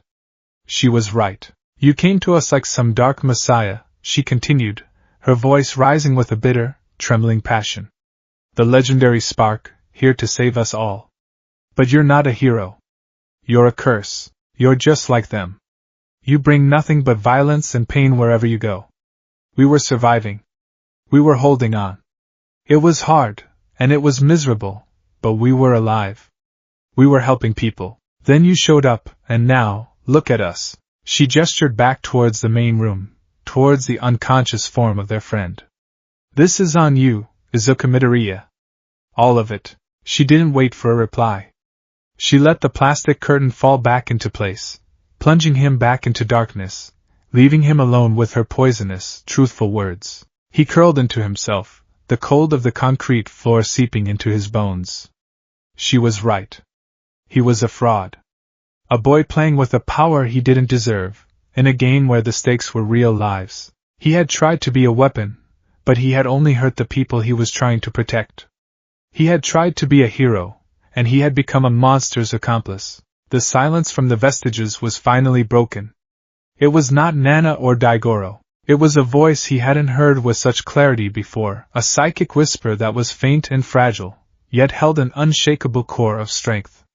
It was the voice of the first. Yoichi Shigaraki. Do you see now? The despair? This feeling, this is his true weapon. Not the quirks he steals. Not the armies he commands. It is this.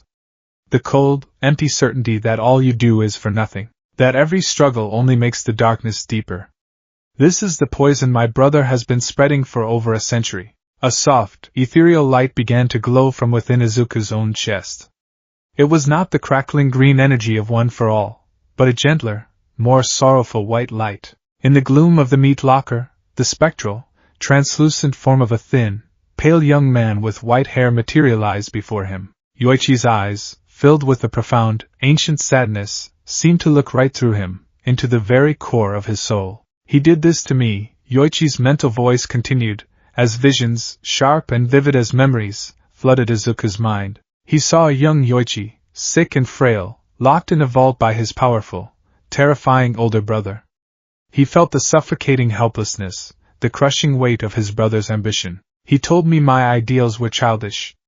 That my belief in others was a weakness he would cure me of. He wanted to break my spirit, to make me see the world as he did, a thing to be conquered and controlled. The vision shifted. Izuku was standing on a blasted, war-torn landscape under a blood-red sky. He was looking through Yoichi's eyes, his own body feeling frail and weak. Before him stood a younger all-for-one, not the biomechanical horror of the present, but a man in a simple suit, his face a handsome, terrifying mask of disappointment. Look at what your heroism has wrought, little brother, the vision of AFO said, gesturing to the burning city around them. Your defiance has cost these people their homes, their lives. Every soul that perishes in your futile struggle is a monument to your foolishness. Surrender. Accept the order I provide. Only then will the suffering end. Izuku felt the crushing weight of that choice, the terrible, logical poison in his brother's words. He felt Yoichi's resolve waver. I almost believed him, Yoichi's voice whispered in Izuku's mind. I almost gave in. The despair was total. I knew I couldn't win. I knew I was going to die. But then, I looked past him. And I saw them. The vision shifted again. Izuku saw two figures, the second and third users of One for All, standing amidst the rubble, their faces grim but defiant. They were wounded, outnumbered, but they hadn't broken. They were looking at Yoichi, not with expectation, but with a shared, stubborn hope. I knew I couldn't win the war, Yoichi explained, his spectral form flickering. But I realized I didn't have to. I just had to win one battle. The battle for the future. I had to pass the torch. I had to give them a reason to keep fighting after I was gone. My fight wasn't about victory. It was about defiance. It was about proving that even in the face of absolute despair, a single spark of hope could be passed on. The visions faded, leaving Izuku back in the cold darkness of the meat locker, the ghostly form of Yoichi still before him. Then, another voice joined the conversation, stronger, firmer. Nana Shimura's apparition materialized beside Yoichi's, her hands on her hips, her expression stern but not unkind. What Yoichi is trying to say, ninth, is that you're going about this all wrong. You're trying to be a soldier. A ghost. An assassin. You're trying to fight all for one on his terms, in the shadows, with fear and violence. But that is a battle you can never win. That is his home ground. She floated closer, her spectral eyes locking with his. Think about Tashinori. What made him the symbol of peace? Was it just his strength? No. Lots of heroes were strong. What made him different? Izuku looked down at his hands, thinking of the smiling face on his old poster. He smiled, he whispered, the words barely audible. Exactly. Nana affirmed, a flicker of pride in her mental voice. He smiled. He smiled when things were at their worst. He smiled to reassure the people who were scared. He smiled to show the villains that their fear had no power over him. He wasn't just a weapon, he was a shield. He protected people's bodies, yes, but more importantly, he protected their hearts. He protected their hope. You can inspire hope from the shadows, Izuku, Nana continued, her voice softening. A ghost can only inspire fear. And in a world already drowning in it, fear is not the answer. To fight a world built on despair, you must give people a reason to believe again. You must stop being a ghost story whispered in the alleys. You have to step into the light. You must become a symbol. A symbol. The word echoed in the hollow spaces of his heart. All Might had been a symbol, a shining pillar that held up the sky. But the sky had fallen. The pillar had crumbled. How could he, a broken, failed pretender, even dream of taking up that mantle? I can't, Izuku said, shaking his head, the despair still a thick sludge in his veins. I'm not him. I'm not All Might. I just tried to save one person, and I let a weapon of mass destruction slip through my fingers. I failed. You did not fail, a deep, resonant voice boomed in his mind, a voice that was both familiar and achingly missed. The blazing, golden sun of Tashinori Yagi's vestige manifested, standing behind Nana and Yoichi. He was not the skeletal man Izuku had known, but All Might in his prime, a towering figure of radiant, benevolent power. You made a choice, my boy, All Might's vestige said, his voice a balm on Izuku's raw soul. You chose to save a friend's life over an inanimate object. You chose compassion over strategy. That is not failure. That is the very definition of heroism. It is the choice I would have made. It is the choice that proves, without a shadow of a doubt, that you are worthy. The combined presence of the three vestiges, the first, the seventh, and the eighth, was overwhelming. Their belief in him, their unwavering faith in the face of his own crushing doubt, was a light in his personal darkness. Izuku looked up, at the faces of his predecessors, at the ghosts who had entrusted him with their sacred fire. He thought of Uraraka's angry, grief-stricken face. He thought of Ida's shattered body. He thought of the frightened family in the alley. They didn't need another ghost. They didn't need another shadow. They needed a light. A small one, perhaps. A fragile one. But they needed something to look to, something to rally around. The despair in his heart didn't vanish. The guilt didn't disappear. But something new began to grow alongside it. A tiny, fragile seed of purpose. A terrifying, monumental, and absolutely necessary idea. Nana was right. Yoichi was right. All Might was right. His approach was wrong. Hiding, fighting a guerrilla war of attrition, winning small, meaningless skirmishes, it would only lead to more pain, more loss. It would lead to them all being picked off, one by one, until nothing was left. To fight a symbol of despair like All for One, he couldn't just be a spark. He had to become a fire.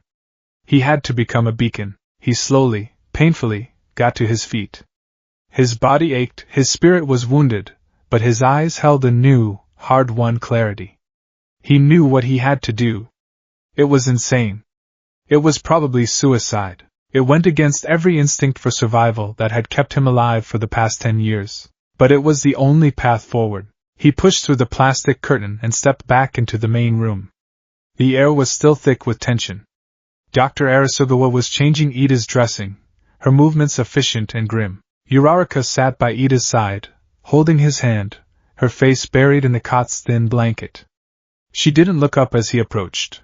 Izuku walked to the holotable and cleared the schematic of the Daikoku bridge. With a few deft commands he brought up a new image, a towering, needle-like structure that pierced the polluted sky at the very heart of the city. The Citadel Communications Tower, the propaganda mouthpiece of All for One's entire regime. I have a new plan, he said, his voice quiet but clear, cutting through the somber atmosphere of the room. Uraraka finally looked up, her eyes filled with a weary, wary hostility. We're done with your plans, she said, her voice muffled by the blanket. Just go. Leave us alone. Hear me out, Izuku insisted, his gaze sweeping over her, over the other shell-shocked members of her team. You were right, Uraraka. Everything you said? I was reckless.